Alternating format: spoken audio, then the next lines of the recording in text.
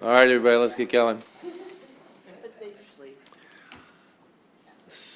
HP 642, Delegate Branch.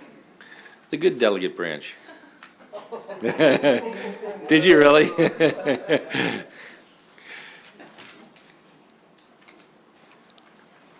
Nice to see you. Thank you.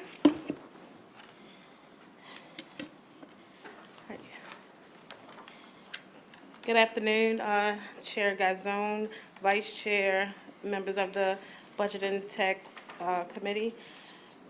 For the record, I'm Delegate Chanel Branch, and I come to you today for your support for House Bill 642, Baltimore City Homestead Tax Credit Notice. This bill will require Baltimore City to mail a certain notice of the homestead property tax credit to certain homeowners in Baltimore City whose dwellings have increased by the value of more than 10%. As you may know, families are struggling to keep up with their property taxes in Baltimore City and are at risk of losing their homes to tax sale. The homestead tax property credit is a resource that will allow the families to limit their tax burden, but countless homeowners simply aren't aware of the tax credit. In turn, they are forfeiting the opportunity for financial assistance that they may desperately need. This bill would help notify eligible Baltimore City homeowners of the tax credit whose property taxes have increased by 10%. This could help prevent homeowners from going into tax sale or foreclosure. In turn, it will also help reduce the addition to the vacant properties we have in Baltimore City. This was also in the Baltimore City delegation, and also the Baltimore City Mayor's office was also in support of this bill. So therefore, today I come to you asking for a favorable report for House Bill 642. Thank you. Thank you. Any questions for the delegate? Thank you very much. Thank you. House Bill 13. Carr.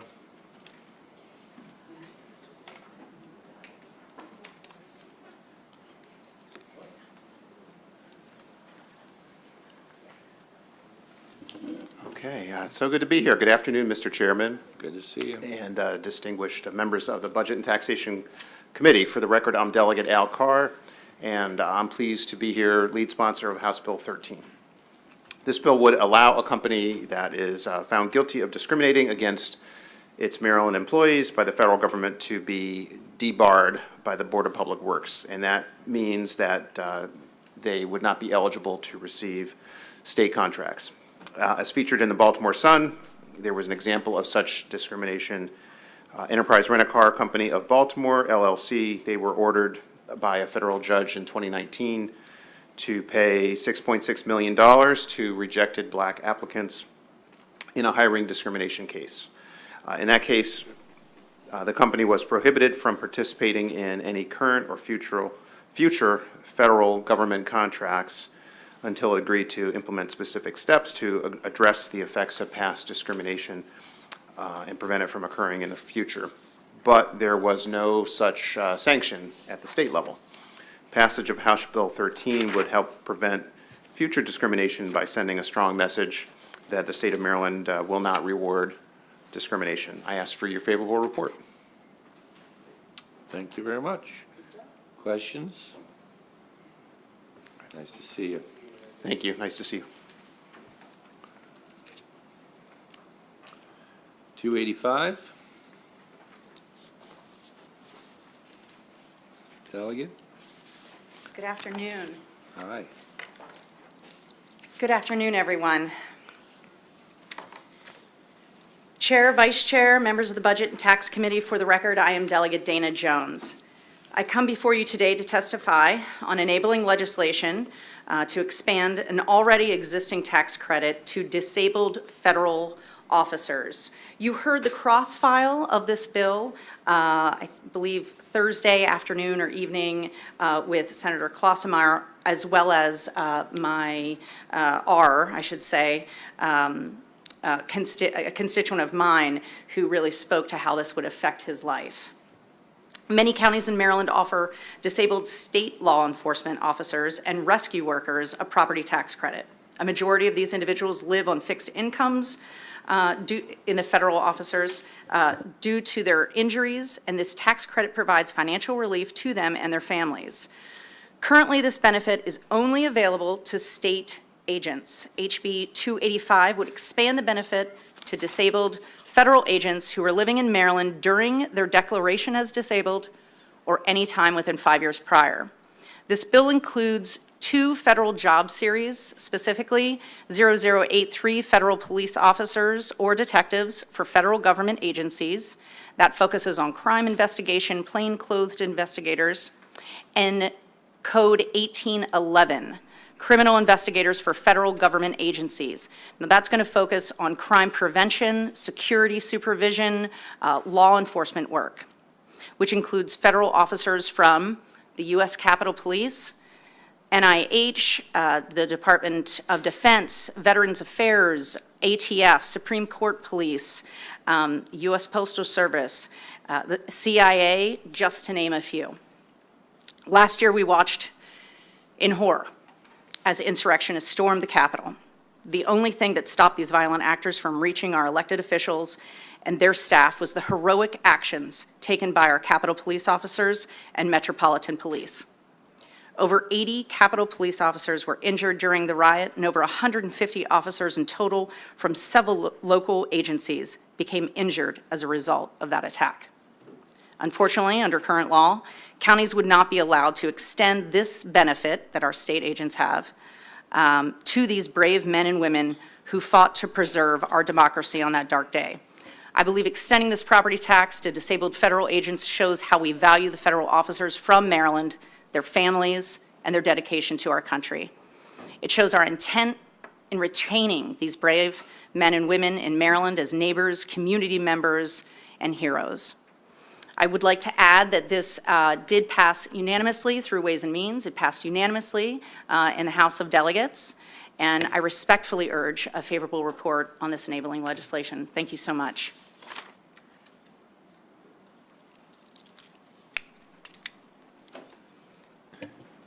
Questions? Have you seen the changes that we made to the bill? I have not. Okay, well, give it a look. Hopefully we can get to the same one quickly and easily. Thank you. Uh-huh. Oh, sorry? Yes, Senator. Thank you, Mr. Chair. I'm very happy my delegate is here, but I'm more excited to introduce her son, Liam Mesh, who's in the back and participating in democracy today. Yes. Thanks, Liam.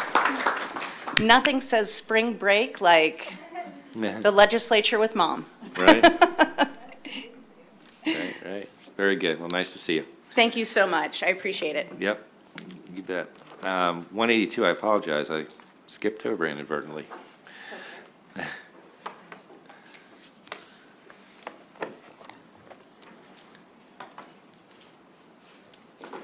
And I should say good afternoon.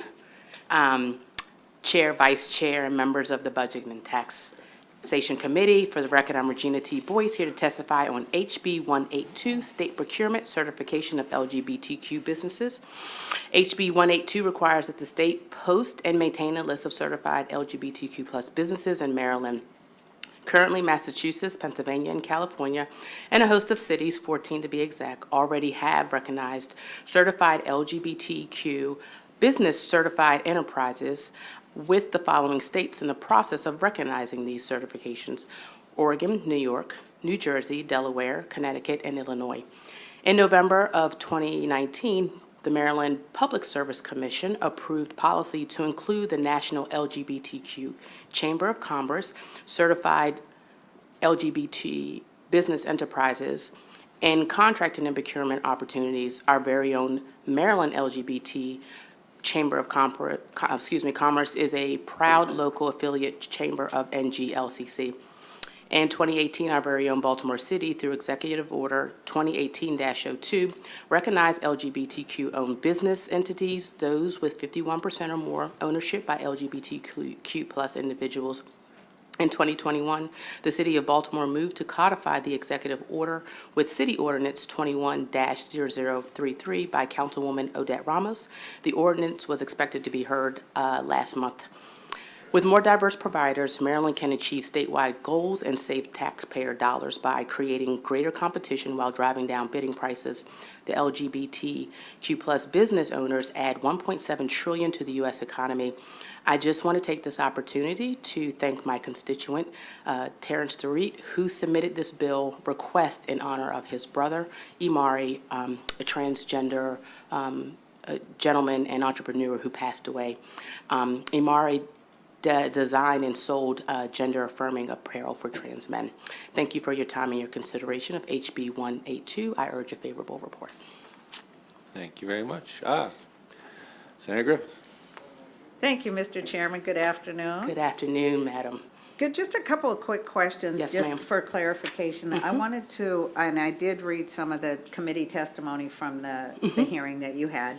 So one of the testimony that I saw was from MDOT that asked if maybe a self-certification through the same process that Small Business Reserve and veterans-owned businesses and Right, other. the Governor's Office of Small Minority and Women Affairs. And I think we had actually agreed to that, but the committee made its own will and thought that MDOT could do this because they, the fiscal note says they can already do this with current resources, but the beauty about this bill is that there is a national organization that can certify as a third party for them. So some of that work could be done by the third party Chamber of Commerce that goes through a very stringent process.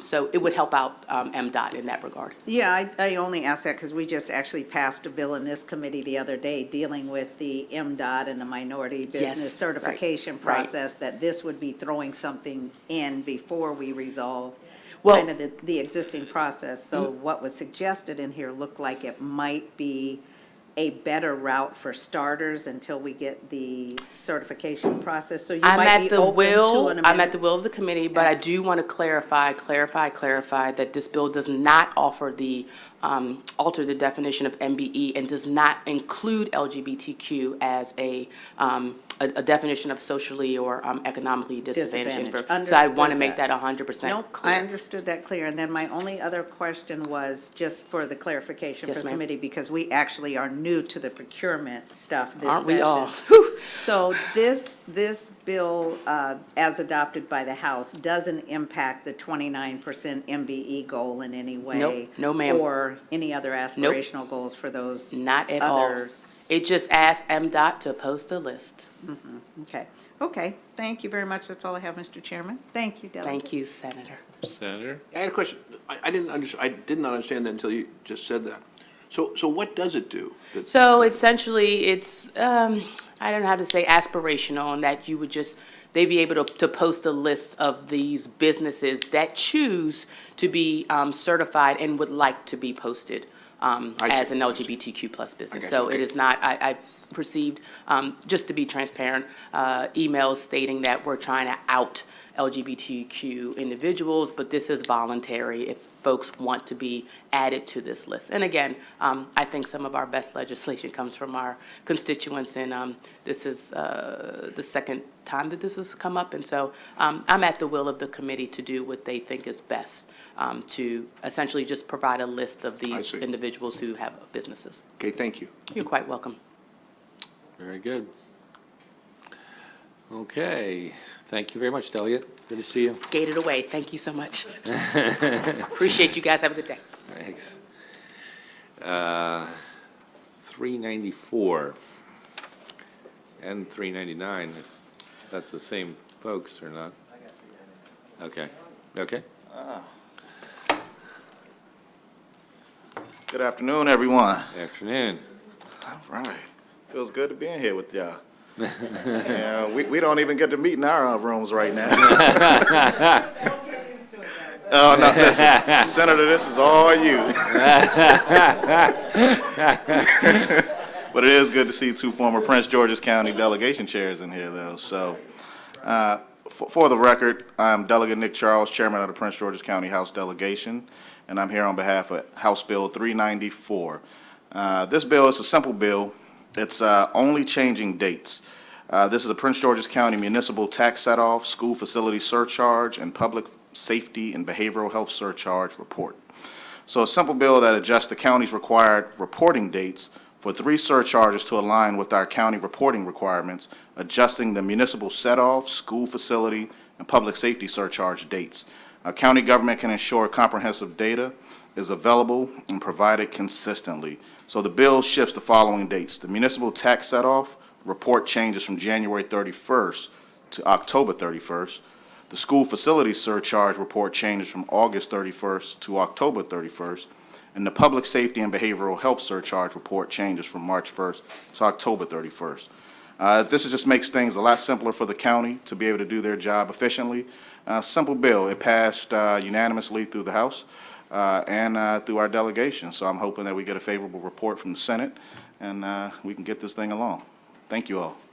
We'll do our best, Delegate. We'll do our best. Thank you so much. Thank you for coming in. We're all good. Yep, All right. yep. Maybe even in the next couple of minutes. Hey, We don't have a delegation letter? all right. You have a delegation letter? I do. Would you like a copy? Okay, okay. It doesn't have the Senate on yours? No Senate delegation Okay. letter yet. Okay. We just received the list of the 15 House bills that are coming over. I believe we're going to be meeting soon, maybe I see. Friday. So, Okay. yes, all right. so we received that. I was ready to vote it today, but, All all right. right, very We're going to do a good. contingent. All right, very good. Senator Zucker. Thank you very much, Mr. Chairman. I'm here on behalf of Chair Kramer of the Montgomery County Senate Delegation presenting House Bill 399 on behalf of Senator King and myself from the Montgomery County Delegation. This just simply extends the Minority Business Enterprise Utilization Program within the Washington Suburban Sanitary Commission by 1 year, pending so we can get a diversity study accomplished. There's no opposition, and I would ask for a favorable report. Okay, questions? Well, I don't know, do you have your letters? No, no. Oh, there's a witness. Okay.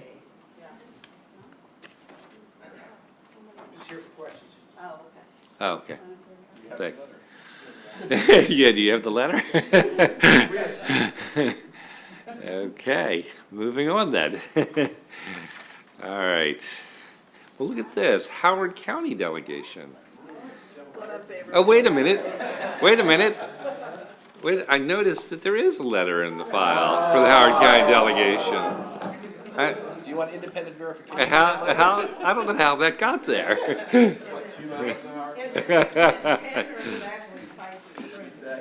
Well, you know, it's an interest, and I'm not going to complain about how anybody does their delegations, because we have our own issues too, but it is, I think, we do them together, and it's just a choice that we made over the years, which does make this part of it easier, because we do one letter and both chairs sign off on it every time. Just a thought, if it works for you, great, if it doesn't, great. But is it on a napkin or is it on? I will take it on anything. If you bring me a napkin with everybody's signature, that'd be just fine. All right, what's this bill do? Which one is this? Who are we? Why are we here? Yeah, right. This authorizes Howard County to grant a property tax credit for seniors. Applies to dwellings of an individual who has lived in the dwelling for 30 consecutive years, had combined income does not exceed $75,000, is at least 65 years of age. Any questions?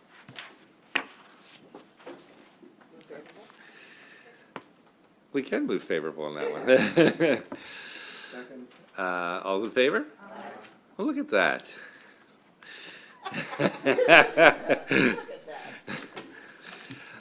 And I would have moved everybody else if we had the letters, all the delegation stuff. I'm always happy to do that. Actually, there is one more that we did, actually, Senator McCray. Do you see the 642? You don't happen to have a delegation letter on that one, do you? We're going to have those on Friday. Okay. Same story then. We'll wait till then. We want to make sure it's Senate bills. Yeah, that's right. That's true. That's true. Well, we don't even have, I don't know, again, how you do your delegation, but all of ours originate in the House. All of our delegation bills.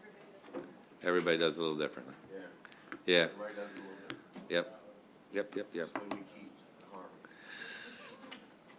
And excitement. Okay, we are gonna do, are we ready for Patrick's coming up at 1:30. 1:30? Yep. All right, let's see if we can knock out. Do we need to switch for voting? Do we need to switch the computer? Okay, and you don't have.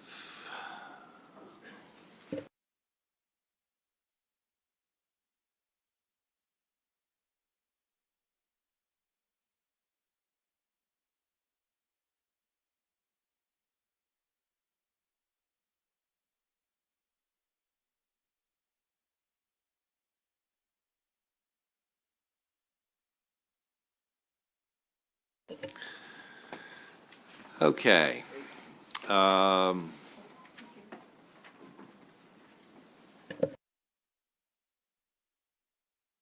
Do that. While Patrick's here, let's bring him up. We are second on Senate Bill 890 and House Bill 937, which I believe are exact cross files. This is the Abortion Care Access Act.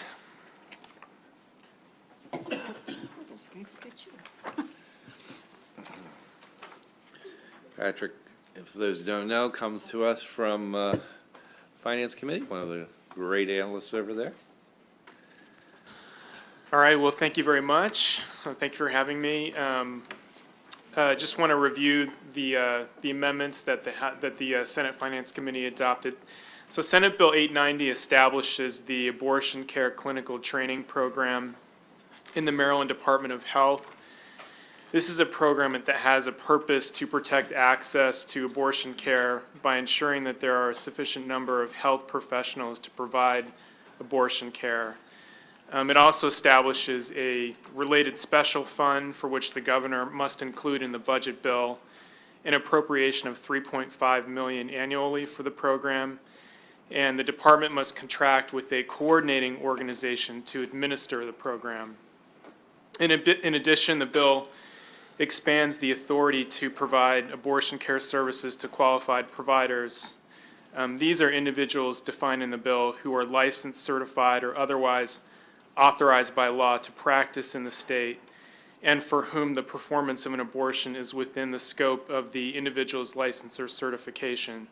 It's currently the case under statute that this authorization is limited to physicians, and the bill would authorize additional advanced practice clinicians to provide these services, like nurse practitioners, physician assistants, certified nurse midwives. The bill also establishes requirements for how health insurance carriers and Medicaid must cover abortion care services. Carriers have to cover these services without a cost-sharing requirement, and both carriers and Medicaid must cover abortion care services in a manner that's consistent with the protected right to an abortion under state law. The amendments that the Senate Finance Committee adopted align the Senate bill with the House bill that has been passed and is in the possession of the Finance Committee and passed out by the Finance Committee yesterday. It makes changes to the purpose paragraph. It alters requirements on the coordinating organization for the training program. The amendments struck provisions that would have altered procedures for notifying a parent or guardian when an abortion is performed for a minor, keeping in place the current law procedures for that. And the amendments also clarify an exclusion from insurance coverage requirements available to religious organizations. There are also some changes to some reporting requirements. The amendments apply the insurance provisions prospectively, and there's a clarification to a requirement in the bill on the Maryland Health Benefit Exchange to provide a subsidy to cover 100% of the cost of the insurance premium for certain young adults participating in the state-based young adult health insurance subsidies pilot program. So those are the amendments. You have a reprint. I'm happy to go through the bill and the amendments at this time. Questions from anybody on the committee? Senator Young. Thank you. I guess two questions regarding the expansion of who can do it. Have we had a problem in the past that there aren't enough doctors performing abortions? I've never heard that. I was wondering why we're expanding it. So the testimony that was submitted by some of the proponents indicates that that in Maryland, I think maybe there are 70% of the state's counties, roughly 70% of the state's counties that don't offer abortion care services, and this is which puts Maryland at a point of providing less access than some of the other states that are comparable to Maryland in the Northeast. So the bill aims to increase the number of trained clinicians who can provide services. I guess my second question might answer itself. I'm concerned about the mothers. These new people are going to be trained well enough to do it and not cause a problem with the mother as opposed to a doctor doing it. And is there a doctor nearby, or are they able to handle a problem if there's a complication? So the testimony that came in is that there are advanced practice nurses who have it within their scope of training to be able to provide these services. And so the training program they would still be subject to the same requirements that they currently are now for healthcare procedures and services they provide generally. They would have to have it within their competence. And if it was something that was outside of the scope of their ability, that they'd have to refer out the procedure to a physician, for example, if the procedure was more complicated. Okay, thank you.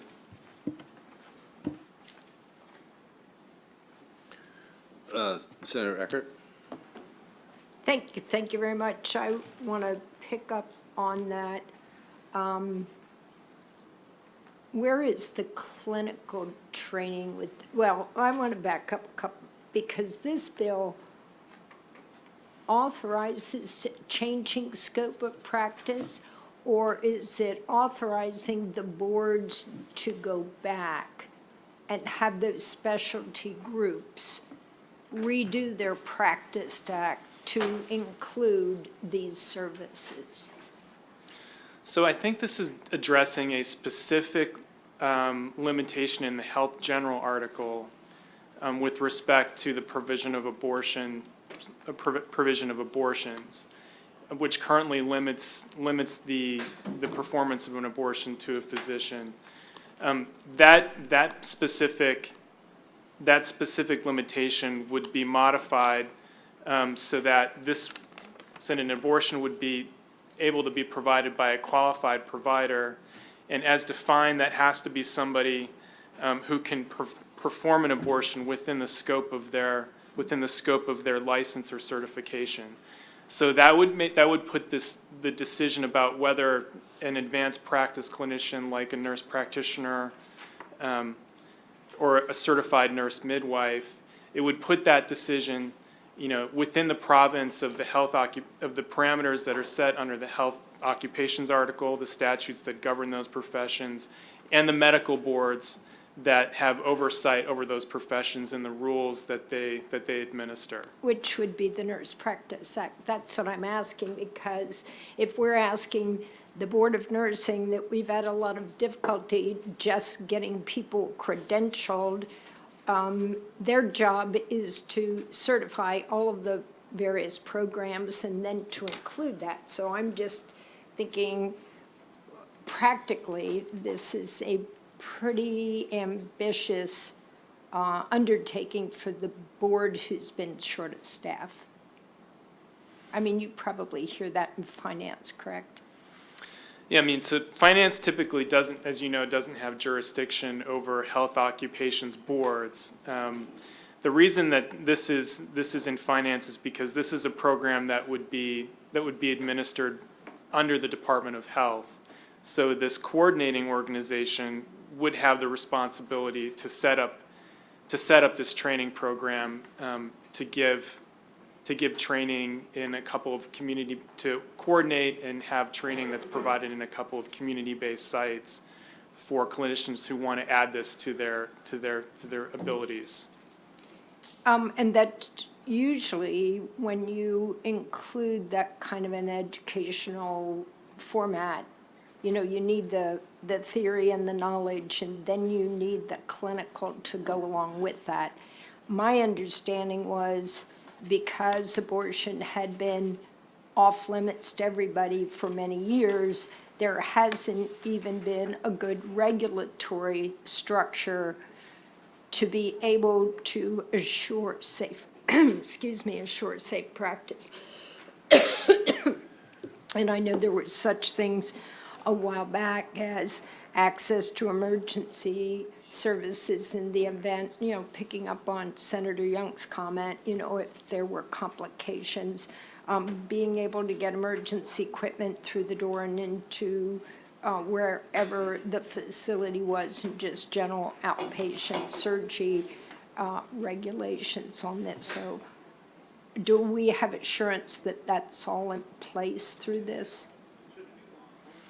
So I think that, you know, it is currently the case that office-based settings where abortions are provided are subject to certain requirements, regulatory requirements that are like the ones applicable to ambulatory surgery centers. Nothing there would change. That would remain the case. From what we gathered through testimony was that the way that the organizations that have provided similar training like this, there's usually a didactic portion. There's also a portion where practices are performed under the supervision of a physician in an apprentice-like program like you have with residencies. And then once a certain competency is established, then a clinician can practice and perform procedures, medical procedures independently. So I think it's contemplated that the training program would work just like a lot of other sort of residency type of training programs typically work. And can I have another question? I have a whole lot of questions because this is the first time I'm looking at this.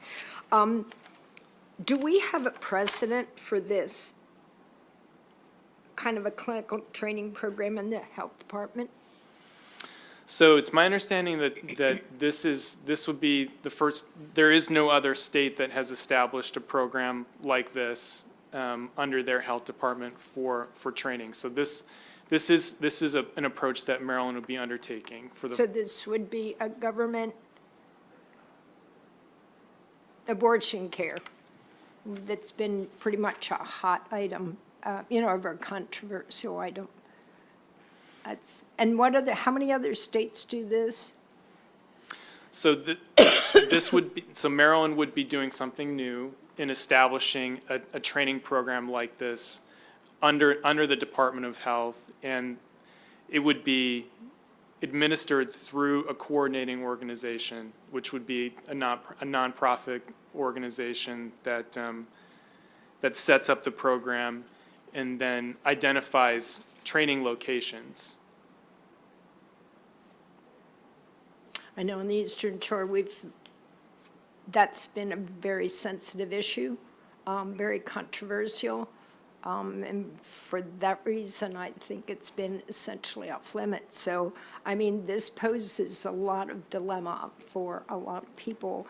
And, Mr. Chairman, I guess my concern is that we're having a hard time just staffing existing facilities. Why we did the LARP program and others. So I guess I'd have a lot of concerns. I may have some more questions. Thank you very much. Thank you. Thank you, Mr. Chair, and thank you for walking us through the bill.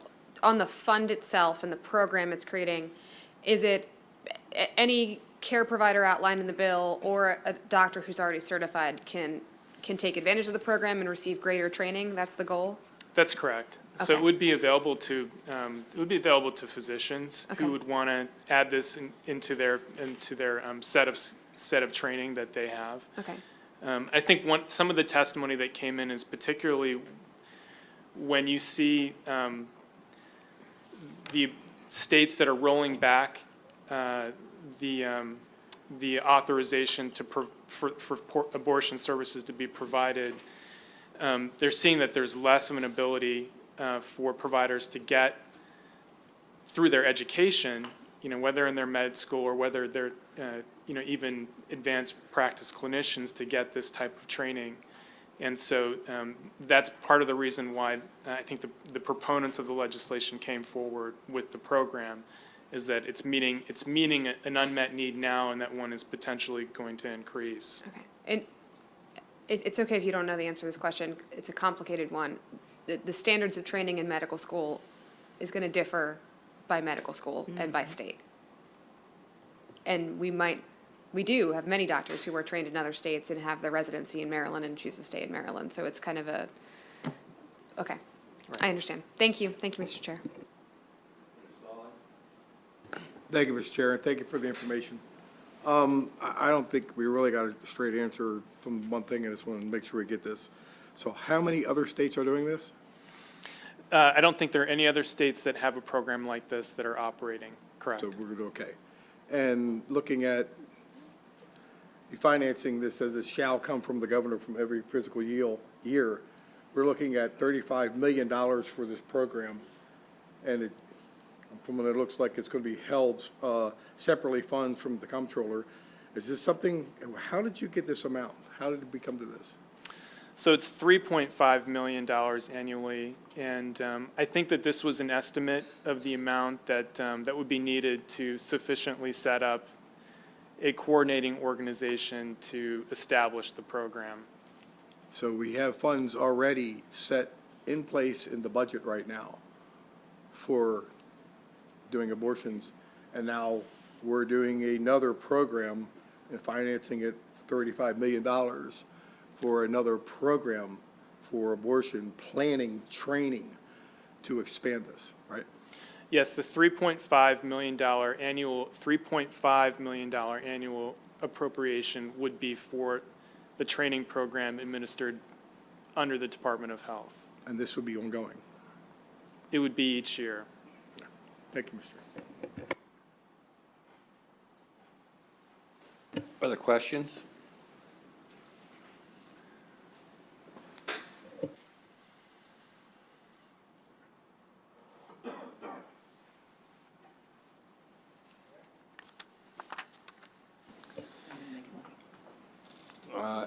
More questions? I have another question. Yep, go Thank ahead. you very much, Yep. Mr. Chairman.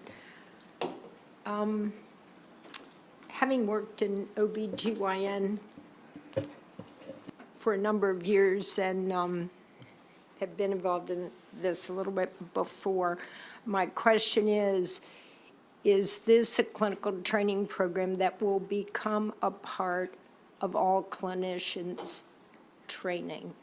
Or is there a specialty certification that will be required? The bottom line is, will all clinicians be required to participate in this? So this bill, If it becomes a part of their scope of practice, because if it's a part of your scope of practice, like if I would go in and be certified as a nurse midwife for an advanced practice, right now, I don't believe that's all a part of what my clinical training would be. But if this becomes law, then are all clinicians obligated to take this because it's a part of their overall training? That could create a significant issue with healthcare providers who then would choose not to be healthcare providers because they might be in the position of a very complicated decision one might not want to make. Has that come up, and what's your response to that? so the bill doesn't require that any clinician undergo this training that would be set up under this program. I think it's an optional training for clinicians, and from what I've gathered from some of the the testimony from the proponents is that, this type of training may even offer different levels of training, different tracks. So for example, if a clinician wanted to have training that's just specific to sort of medication-related abortion and not the procedural abortions, there might be a track that's available for that. But the bill doesn't, and I will say the bill doesn't specify, the specific elements of the training program, and it certainly doesn't require that any clinician undergo the training and add it to their scope of practice as some type of requirement of their license or certification. Is there any, I'm an advanced practice psych nurse, so I have to maintain AMA certification and specialty certification to be able to practice along with what's required by the Board of Nursing. So is there a national organization certifying credentialing that would ensure safe practice? What's available regarding that? I don't know if I could answer that question. There isn't any requirement under the parameters of the program that's established here that an individual receive some type of certification for the performance of abortion care services that they might be trained to provide under the program.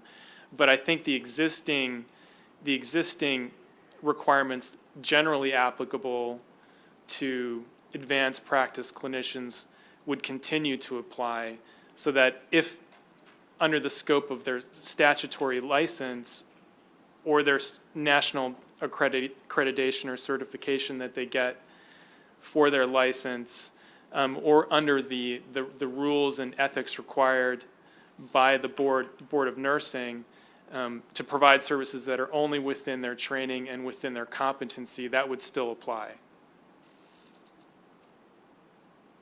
Thank you. Thank you very much, Mr. Chairman. I still have other questions, but anyway, thank you. And as we all know, we're second on this, and we're dealing about the money ultimately. Any further questions? Senator King? I would just like to move favorable on the bill. Okay. Okay, motion and second. All those in favor? Oh, what's that? As amended. As amended. As amended, Yeah, yes, as correct. amended. Raise your hand. Opposed?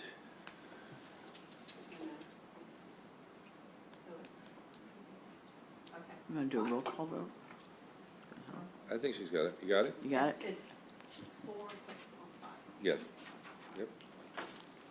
Okay, thank you very much, Patrick. Oh, we have to do the we have to do the companion House bill. Second. Okay, all those in favor? Opposed? Okay, thank you all very much. Thank you, Patrick. Okay. Let's do 640.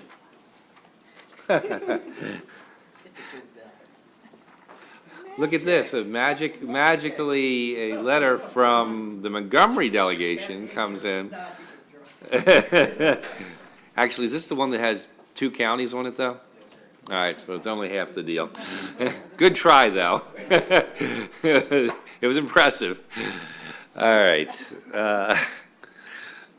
Senate Bill 640. Okay. Senate Bill 640 is the maintenance of effort bill. As we left off, the reprint in front of you is revised, just in the bottom half. The first set of numbers are all the same, explanation's the same. On the, no, they're not hand numbered, but next to last page, there's a subsection B on there. And this amendment came after the hearing. MACO had submitted a request to make these increases one time only and not to be built into the base of MOE for purposes of 2024. So that's what these new numbers do. It backs out the additions and then just expresses the intent that that these are a one-time adjustment for fiscal year 23. Senator King? Yeah, I just want to confirm that that no county will have to pay more in the local share than they did in FY '22. Correct. That's correct. Okay, that makes me so happy. Yeah, it turns out there was a lot of conversation afterwards. I actually spoke to a couple county Pretty executives. complex, yeah. It is complex. I talked to a couple county executives, and I talked to the executive director at Mako. The amendment seems to accommodate them, and they're all seem to be fine moving forward. Senator Roosevelt? Yeah, I just want to understand, so as amended, what does it do compared to not passing the bill? That's what I missed. Compared to not passing, it says that the changes that are being requested will not be reflected in the next year's base. Correct. That's the amendment. Correct, you just asked me. No, I mean, what does the bill do? I mean, bill as amended compared to current law, that's what I meant. Okay, So what is the benefit? That's what I'm And missing. then in answer to Senator King's, I had to twist it around in my head one more time. The answer to her question will answer your question. Okay, What it does compared to current law is it says that a county government has to provide the schools the greater of 2023 or 2022. in, And by next year, we're gonna have to do something different for next year because we're gonna be looking at the real numbers in the fall of 2022. Hopefully, COVID will be over, basically, and all the kids that are going to be coming back, and this is the main reason I wanted to put the bill in.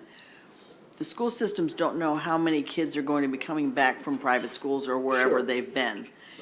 And September will be the mark. I mean, if they're gonna come back, they will have come back by September. Makes sense. So we'll have to take another look at this next year, but we just wanted to make sure that because of COVID, that school systems weren't penalized by COVID as far as the maintenance of effort funding. so for which fiscal year, I'm trying to follow. For fiscal '23, Fiscal '23, this bill as amended would do what as opposed to current law? yes. So it would, if 2022 is greater than what they would have been doing in 2023, Yeah, then they have to do 2022. that's what the bill's amendment does. Yep. It's a one-year deal. Yep. And how much does it cost the state? Nothing for the Nothing. state. Nothing. And how much does it cost the counties?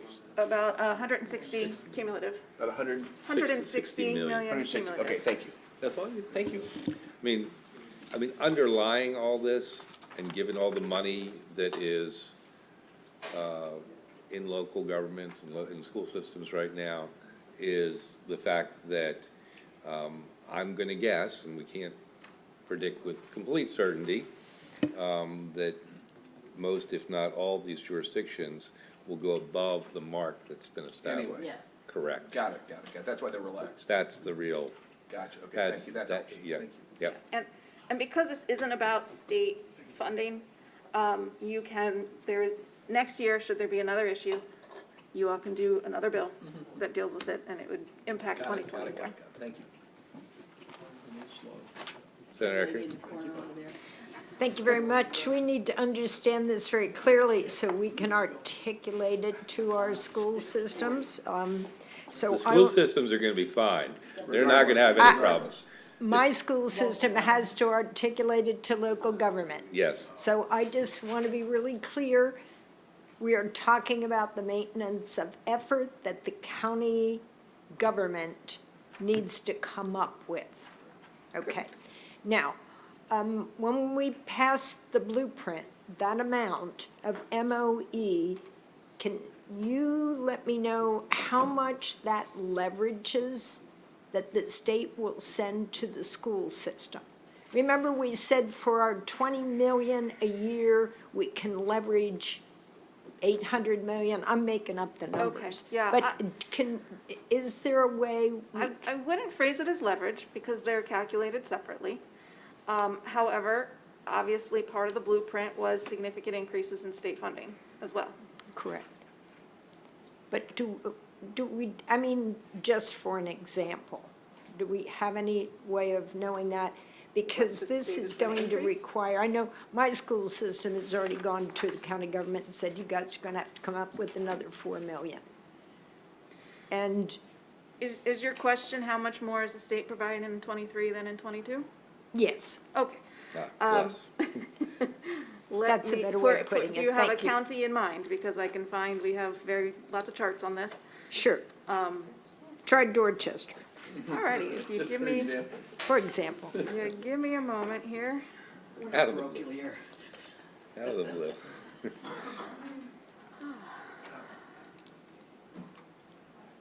I don't know if you want to vote or discuss the other ones, because we have so many charts on this. I want to Well, make sure I get the Pick exact. pick whatever is easy there. No, I need to pick which one is accurate to answer your question, and we have about 10 different charts that talk about local contribution. I want to make sure I give you the accurate number. Oh. So So- what do you need from me? I don't need anything from you, I just need 5 minutes to go through Oh, all of the sure, sure. DLS's stuff. Sure, I just want to make sure that that I can answer the questions. Yes. That we are talking about the MOE, and we are talking about, it will be, and that the change in population in our school system that would have changed the MOE amount actually is going to remain at the 22 level, correct? That the state share is going to remain at the 22 level? No, the MOE, what the county government has put in, If what the county government put in 2022 yes. is higher than what they're supposed to put in 2023, then they will be putting in the 2022 amount. Okay. Okay. It's just hard to get, it's hard to explain this, and I get a lot of questions, and that's why I'm trying to get it straight in my head, so that we don't give out misinformation and further fuzzy the picture that's already a little fuzzy.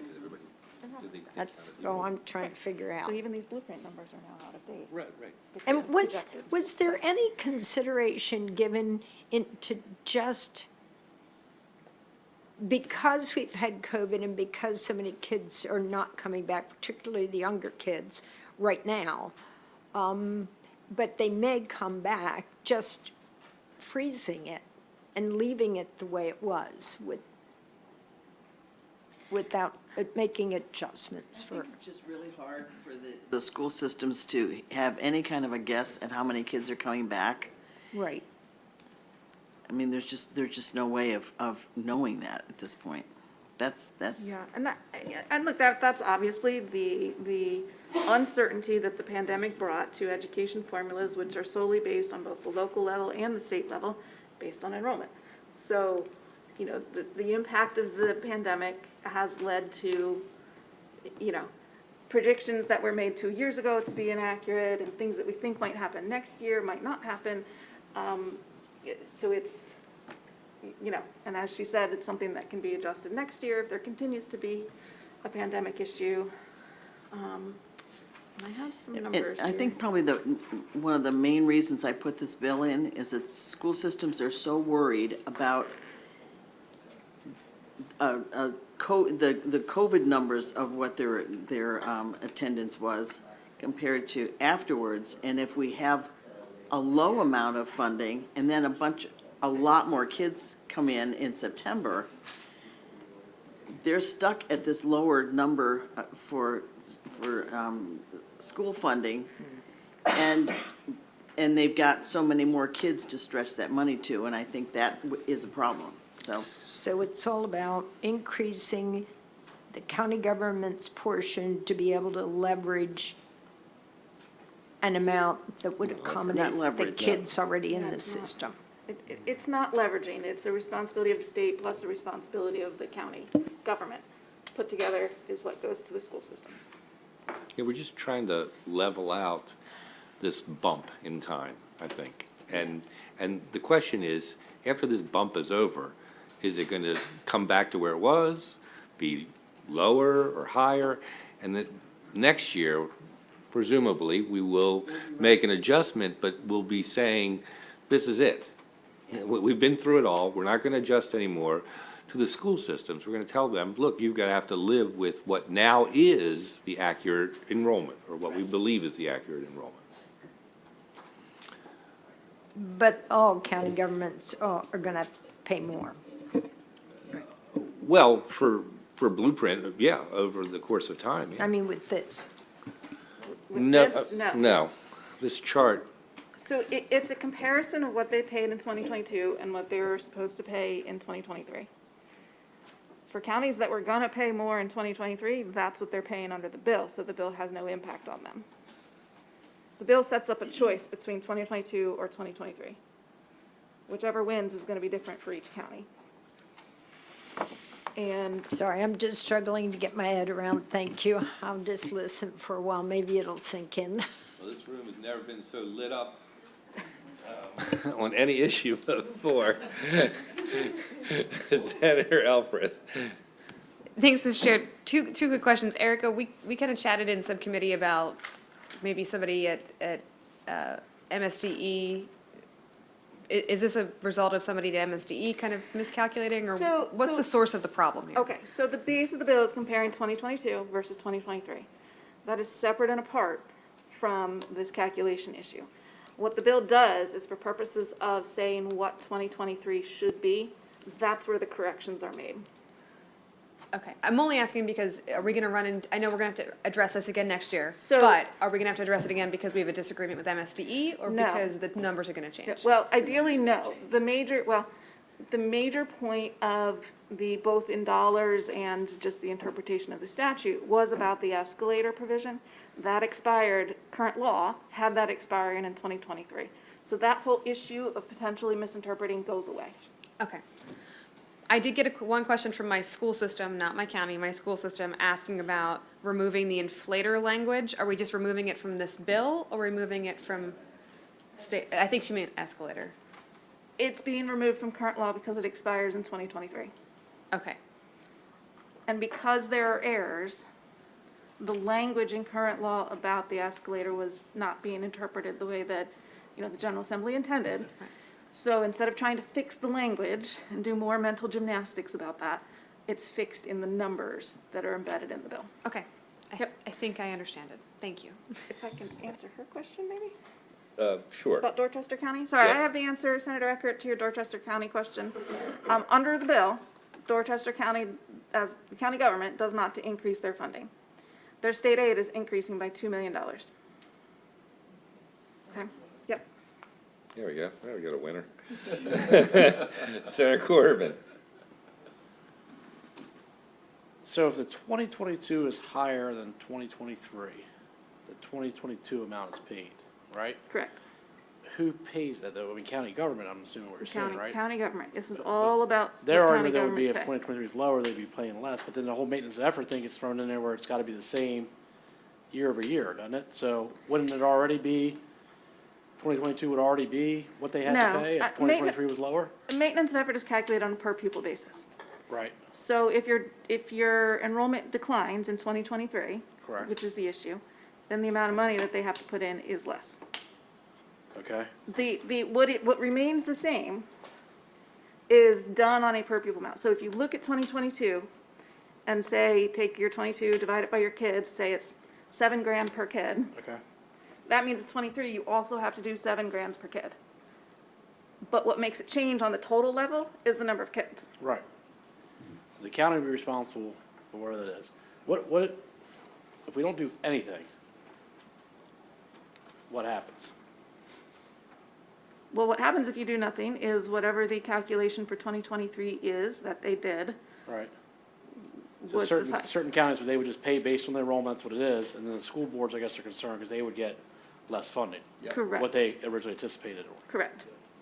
To the tune of $160 million Right, right, less right, right. funding collectively. Okay. Senator McCray. Thank you. And mine's question is coming directly from my school system. In a fiscal note, just trying to figure out whether Baltimore City would be getting 275 or 309. They're interpreting, I guess, pages 1 through 2, line 16, on to page 2, that they get the greater of. and they don't know which one would it be. So, what'd you say, page 2? She's saying page 1, line 16 through page 2, I guess line 9. That interpretation is the greater of, and I guess they're trying to get clarification, which one do they get, 275 or 309? So the interpretation isn't connected to those provisions. So the city will be getting 309 million, and it's the greater of the per pupil MOE or the local share. I mean, I didn't want to parse out and confuse the committee more about what the local share is versus what the MOE is. I've just been collectively referring to it as what the county owes. Got it, so So Baltimore City is 309. hopefully they listen very clear. Senator Edwards. I think I got it, but just to be sure. If you're putting more money in 2022 than what the 2023 numbers say, you don't have to put anything extra in. No, you have to put in the 2022 amount. I'm saying if you're putting 2022 amount is more than the 2023 amount, you're putting in now, you don't have to put any more in than 2023. Or I got it reversed. You have it, it's whichever is greater. If what they have to Look at put in. Garrett County, see if you can help. Yeah, do you have a specific county? Let's see, which one? Garrett, who Garrett. got shafted in the last thing we did on this. So Garrett County, under the bill, has to put in an additional $300,000. I got that. Okay. And that, therefore, that is, So you're telling me they're paying 300,000 less in 22 than they should be paying? they're in '23 than they paid in '22. Okay. Because the 23 reflects the enrollment decline, Correct. right? So you're saying even though the enrollment declined, you're still getting the money as if you were living in 22. Okay, and paragraph B on whatever page, number 1, is the Mako wording, and Mako's good with that? Mako has seen it, yes. Okay, all right, thank you. Senator McCray? Coming back for a second bite at the apple, and this is more me. So it says under the bill, so it says current law, and then it says under the bill. You said that we were getting 309, but under the bill on the fiscal note, it says 275. It's, if you look in the middle of, okay. So current law for Baltimore City is 309. Right. Okay, so this is where I was kind of, with a fine tooth comb, talking about maintenance of effort amount versus the local appropriation amount. They are different. There's lots of greater ofs in here. So absent the bill, absent everything else, a county government always has to put in the greater of maintenance of effort amount or the local share. The local share is what is derived by calculating all of the formulas and, you know, all of the foundation, all of that, saying, here's what a county owes. I got what you're saying, because this says the minimum, and we're talking about the greater of, so the greater of would be, I understand. The greater of for Baltimore City is 309. And the minimum is, at a minimum, I got it. Senator Quarterman. So, back to the Senator Edwards question, and Eric, I think because you used Garrett. Yep, You said 300,000, that's based on this chart, because they're at .3. Is that where you came up with that, right? correct, So, 342. taking Garrett and Allegheny, because they're .4, that would be 700,000 that the county governments of Garrett and Allegheny would have to pay in this year, even though enrollment dropped, to keep the level the same, right? Yeah. Even though enrollment dropped, they have to pay the 700,000 more than they typically would have had to pay under the current formula. Correct, Right. yep, Okay. And our friend across here is 41 million. yep. Okay. Just I'm zero. recognize what I said earlier, which is not a guarantee, and it's not a determination of what counties should do or shouldn't do. I'm not making any judgments, but it appears that there's the resources in most situations that they will go beyond that.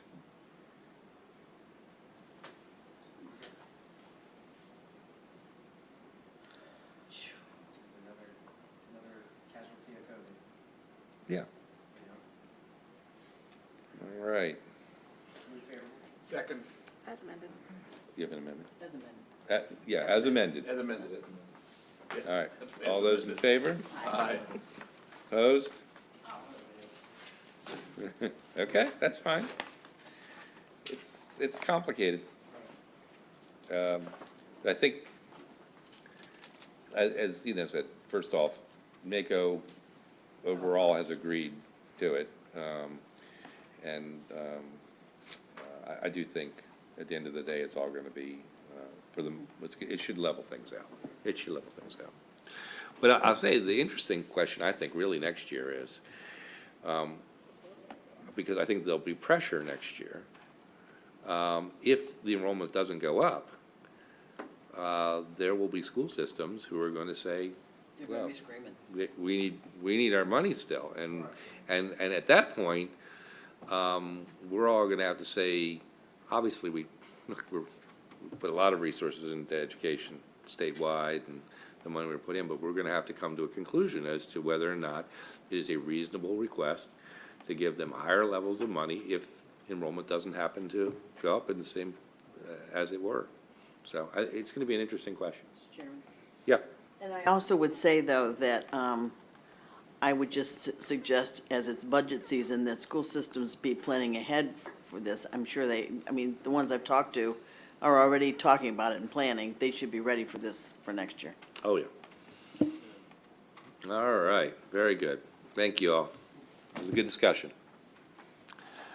All right, you ready for 904? Yeah. 904.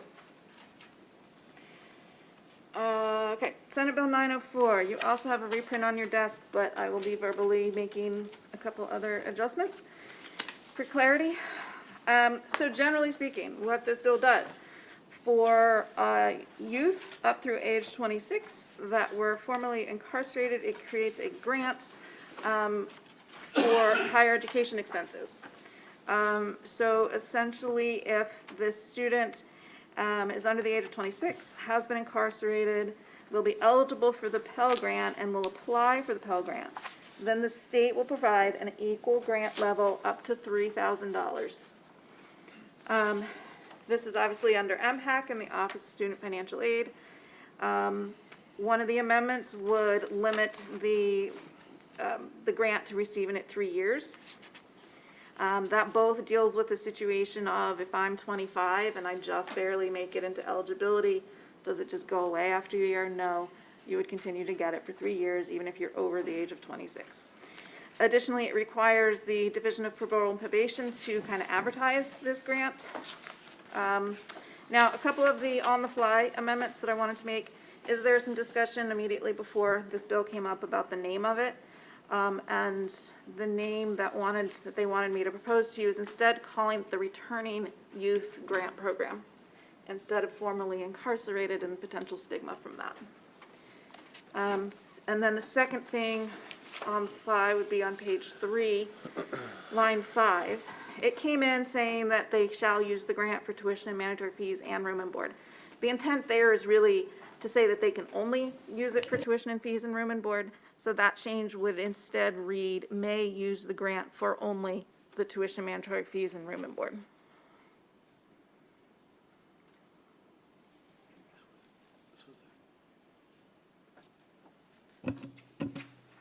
Okay.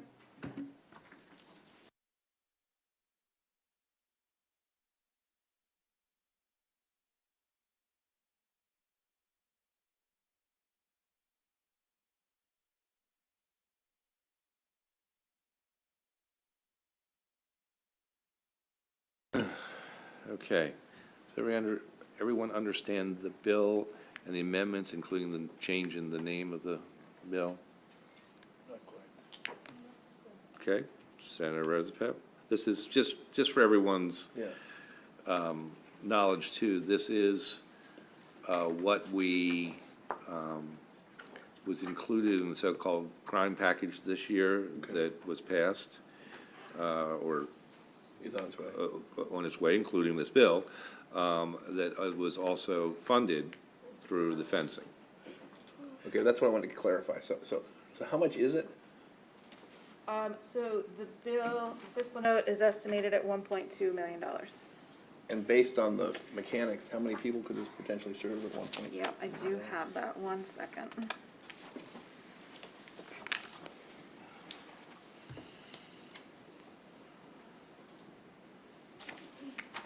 So, 25-year-old, blah, blah, blah, blah, blah. So there's assumptions in here. Yeah.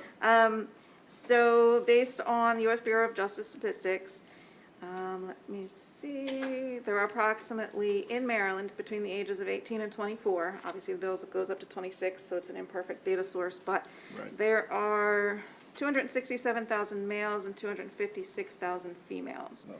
Then there's an Oh, total. assumption that have been incarcerated during those ages. Yep. It's assumed that approximately 7,740 of traditional post-secondary age are eligible for the grant. That doesn't reflect 25-year-olds, because that's I'm not. sorry, say it again. So how many people would be eligible? 7,700 plus some, because we don't have an estimate. 7,700. Yeah. Plus some, because we don't have an estimate for 26-year-olds. I understand, but that's because that's the age range. Yeah, exactly. And this basically supplements Pell? Is that essentially what it does? Correct. It would match Pell up to $3,000. Gotcha. Okay, thank you. Senator Zucker?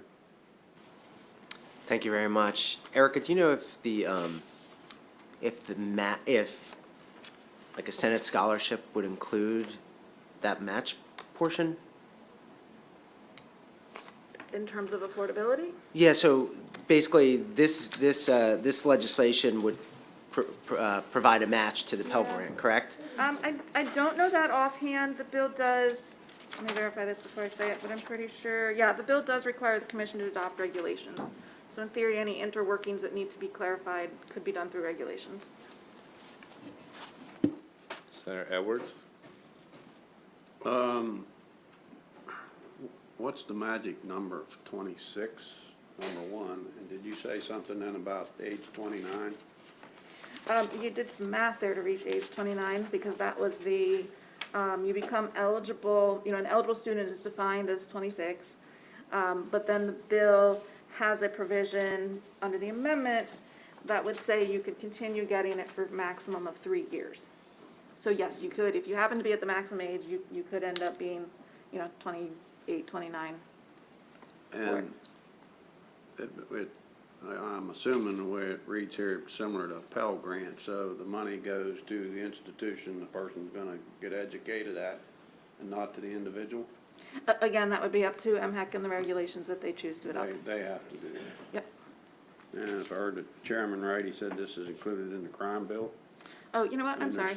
It's right there on line 9. The office shall distribute the grant awarded under the program to the institution of post-secondary education. Institution. The same way as the federal Pell Grants are distributed. And there's 1.2 in fenced off, and you said it was in the crime bill, is that what? Package. Heard you right? Package, not bill. Yeah, well, package, yeah. Okay. thank Most you. of which came out of JPR. Okay. Any further questions? Okay, all those in favor as amended with everything, including the name? Aye. Any opposed? You and I? Favorable? Yeah. Okay, very good. I think we're gonna try to do, have a discussion, maybe we can move on, highway user, we'll see. Do we have the, charts? That's all. Kim's passing out the charts. This is Senate Bill 726, but there's a few highway user revenue bills in front of you. There's 726, the administration bill, which is, remember that number, Ricky? Oh, and I've got Ricky Duncan here as the fiscal note writer. He does all the estimates for highway users, so hopefully we can answer more questions today than I could by myself. The administration bill is Senate Bill 400. The Senator Washington bill is Senate Bill 946, and then there is also a House bill in front of you. What is that, 1187, that's a Delegate Anderson bill. And the charts you have in front of you, that starts out with the current law. This is the current breakdown of highway user revenues and who gets what. And so you can see those percentages there, and you can see that in fiscal '25 is where the drop-off occurs. There was the 4-year, 5-year plan that was put in place, and that stops in fiscal '25. And so that's what we're dealing with here is what to do about those percentages going forward.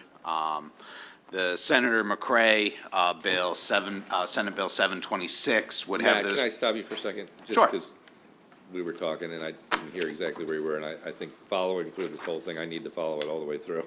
All right. The first page is current law. First page is current law. I thought you said it ends on 25?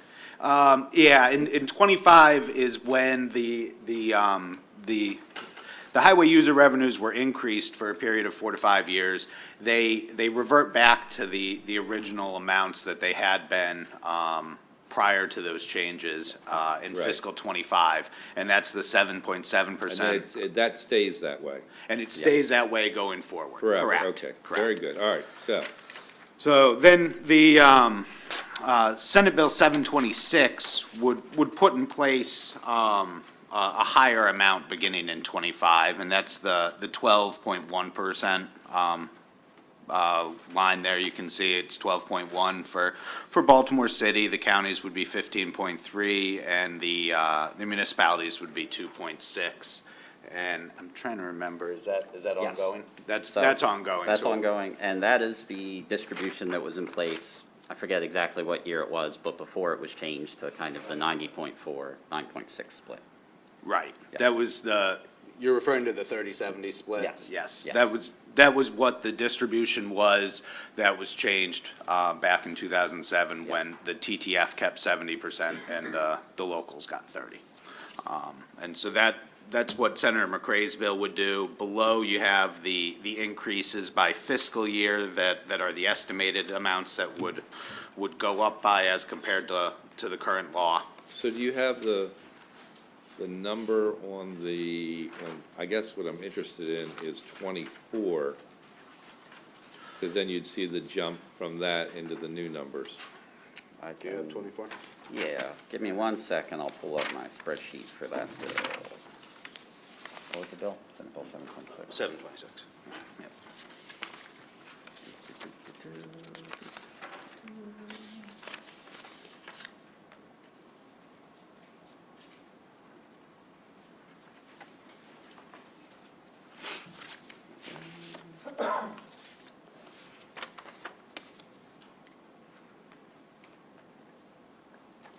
Okay. So just kind of broadly, in fiscal 2024, under current law and under Senate Bill 726, local governments will get $282.2 million total. So in fiscal 2025, that increases to $633.5 million total.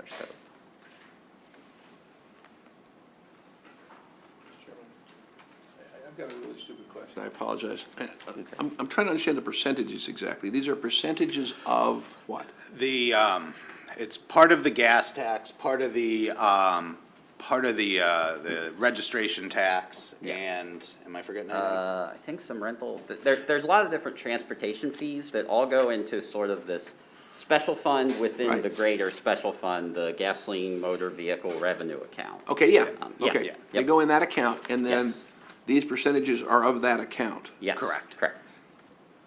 And so Baltimore is its own thing, right? The counties are their own bag, Yeah. and the municipalities are their own bag, right? Yes. Correct. But shouldn't it add up to 100%? No, the percentage that you're not seeing Okay. is retained by MDOT to use on state roads. So when we're talking about the 70-30 split, So this is, okay, this is just about what the locals are gonna get. I got it. Whatever you're not seeing here is retained by MDOT to use so towards. why wouldn't these add up to 30%? They do for fiscal '25. For fiscal '24, the locals have not been getting Got it. 30%. Okay, that That's answers my question, yeah. thank you. That's Now I understand. part of that. Senator King? Yes. And I think, I'm pretty sure you've already said this, but I have to just be sure. Funding this does not come out of the Transportation Trust Fund. Is that correct? It does come out of the any, so as, So it's To gonna Senator- take money away from roads, though, is what I'm asking. yes. So, it's state roads, roads. state roads. Presumably, the counties are spending the money that they're receiving on roads. Generally, yes. There's a few things that they're authorized to use highway user revenues for, but it's primarily road repair maintenance. Right, it's just state roads that as these percentages go up, the amount that MDOT has to spend on state roads goes down. Point. One of the other pieces is that there will be a significant amount of federal injection coming to our state from the IIJ money that people are anticipating, which is one of the things that we should also have in this part of the conversation, because that all is a part of the bigger piece of the puzzle. Just wanted to make sure I threw that out there. Senator Young? What were the percentages before the cutback a number of years ago? That would be the fiscal 25 number from this bill. Yeah. So it'd be 12.1, 15.3, 2.6 would be the pre-2007 Yeah. numbers. So basically, if you think about it, state, local, because that's kind of the simplest way, it was 70-30 then, and then the state needed more money with the economic downturn that was around that time. So then it went to 90.4, 9.6, and it was like that until 2018, where the legislature passed kind of the compromise bill that did a few different things, and that set in place the split of, what was it, 86.5 for the state and 13.5 for the locals, which expires in 2025, which is why you have all these bills here before you, trying to address the expiration of that split. Senator Eckert? Thank you very much. How long will the federal monies last? Are they one-time influx? 5 or, yeah, I think so. I think it's 5 or 6 years. I'm 5 or 6 not sure off the years? top of my head. Probably not starting until '24.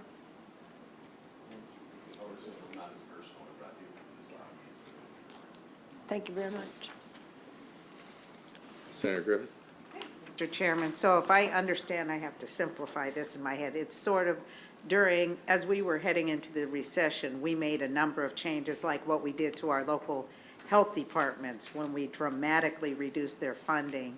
Now that we've stabilized, we're trying to get back to where we were over, a decade or more ago. So this bill, or one of these bills, would put us back where we were pre-Great Recession, so that our resources would flow back to the local jurisdictions in the way they did before we made the adjustments. And in both areas, we actually have some federal assistance to help with that transition.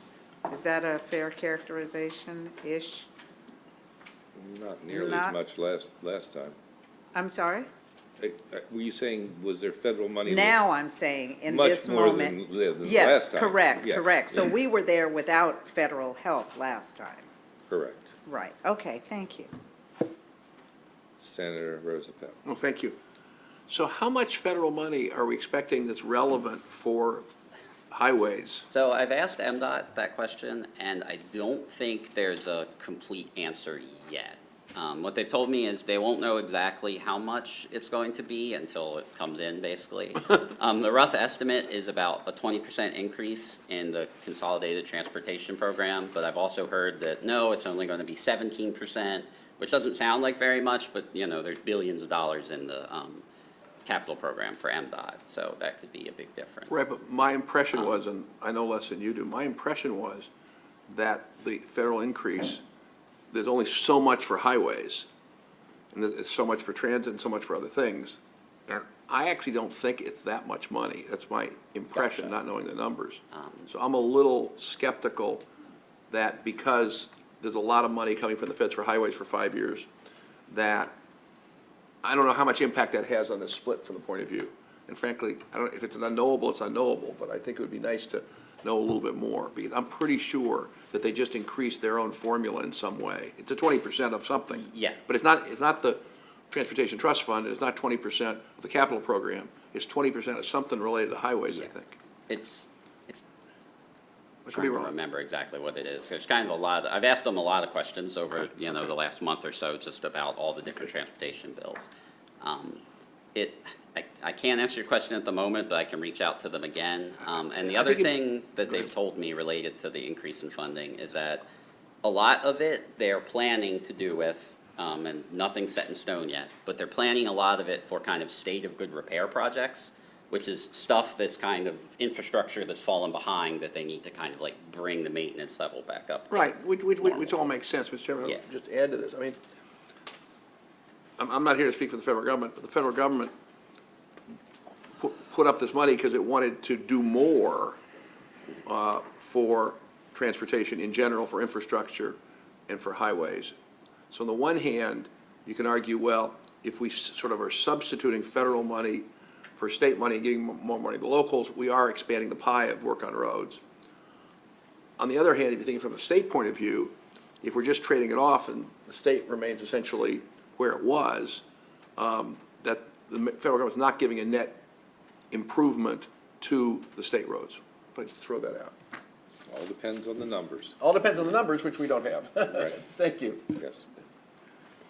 Okay, let's keep going through the charts. All right, so that was Senate Bill 726, the McCray bill. The charts give you, like I said, what the percentages are per fiscal year, and then the increase breakdown between Baltimore City, counties, and municipalities. The next page is Exhibit A. This is just from the fiscal, Exhibit 4A, this is from the fiscal note. It breaks it down by county, how much that increase is going to be spread over the years. So you can see what Senate Bill 726 would do when you break it down by county. And then the next page goes to the next bill. This is Senate Bill 400. This is the administration bill. And this bill would, do I have these percentages right? Yeah, it just Oh, continues. this bill continues the enhancement out into the future. So the changes that were made in 2018 would just continue. So the Baltimore would get 8.3%, counties 3.2%, and the municipalities 2%. And so that would just continue current law. And again, here you have the increase by Baltimore counties and municipalities under this plan.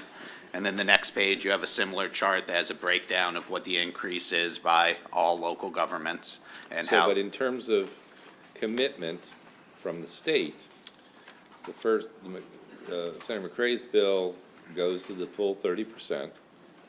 This bill keeps it at 12%. Correct. Roughly. 13. Yeah. 13.5, yeah. Yep. Yes. There's one more note about the governor's bill in particular, and this kind of affects all of the different highway user revenue bills. But MDOT has sort of programmed their capital program for the next 6-year period, assuming that the governor's bill takes effect, meaning that they're already sort of planning to continue the formula that currently exists, the 13.5%, forward into the future.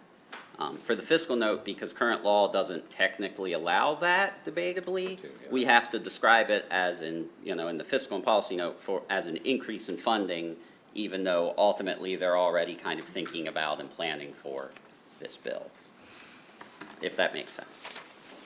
Yes. So that is Senate Bill 400.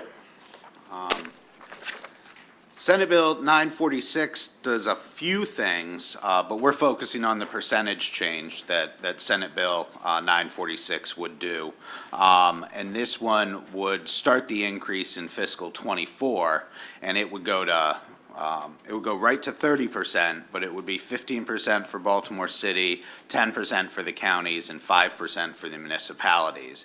That would continue through fiscal '26, at which point in fiscal '27, the percentages would go to 11.5% for Baltimore City, 5.5% for the counties, and 3% for the municipalities. And again, you can see the dollar value increase. Why does it do that? Why what? Excuse me? Why does it, just out of curiosity, why does Senator Washington choose to drop it in 27? I'm not sure. Unclear. Yeah. Okay. And the last bill would be House Bill 1187. And this was what the House sent over. This is the Delegate Anderton bill. And this one has, also makes changes in fiscal '24 and has sort of a slow phase up here. So you can see in fiscal '24, it goes to 8.5%, counties 3.3, municipalities 2.1, and slowly ramps up all the way through fiscal '27. What does that get us to? Total? Yeah. Hold on, spreadsheet back up. This one I haven't finalized the estimates yet, but I do have a preliminary spreadsheet. And they passed this already? They passed this. This is currently in front of the committee. The committee hasn't had a hearing yet, which is why we don't have the finalized fiscal note. But that's what Ricky is currently working on. So what was your question? What is the total that it gets them to, the percentage? Oh, the percentage, 14.9. So it gets them to 14.9. Or sorry, 15.4. 15.4 in fiscal '27. But in fiscal '28, it reverts back to 90.4, 9.6. So it effectively kind of increases a little bit year over year through fiscal 2027. And then similar to under current law, what happens in 2025, it jumps back down to 90.4, 9.6. Okay. Questions? You have a question? I have no question. Okay. I just don't know the answer. To what extent are the locals required to spend this money on specific things, and are they accountable to the Department of Transportation for what they spend the money on? Because money's fungible, that's what I'm curious. Money is fungible. There are requirements in state law that sort of limit what counties are allowed to spend the money on. Primarily, it's highway projects, but I know there's requirements. In some cases, they can use it for like bicycle paths and horse paths, and there's like a few But it's random in the this and highway that. world, basically. Yeah, basically. And then there are some other specific, I think Baltimore City and Kent County is authorized to use the money for traffic management and maybe one other thing. And as I recall, there's a reporting requirement. So Okay. local That was really, governments. that answers Oh, my okay. question. Thank you. Okay. Any other questions? All right, I'd like to digest this for a day or so, and see if we can get some more information about the federal money. And we'll bring it back again. Okay? Yes? Is that a record? On another subject, Random or? on another bill. Are we ready for other bills? What time is it? And when are we gonna go? Great. I appreciate that. You're welcome. Hold on one second.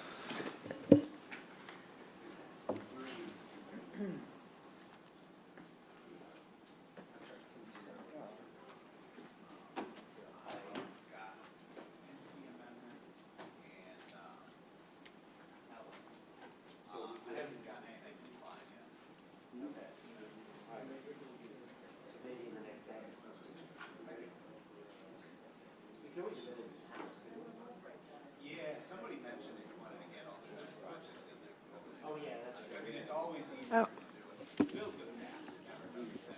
Another. Are we done?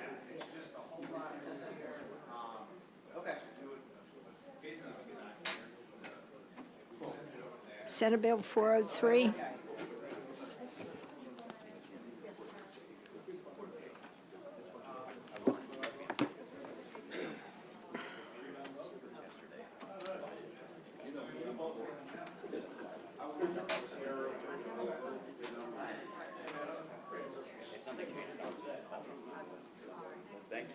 Mr. Chairman,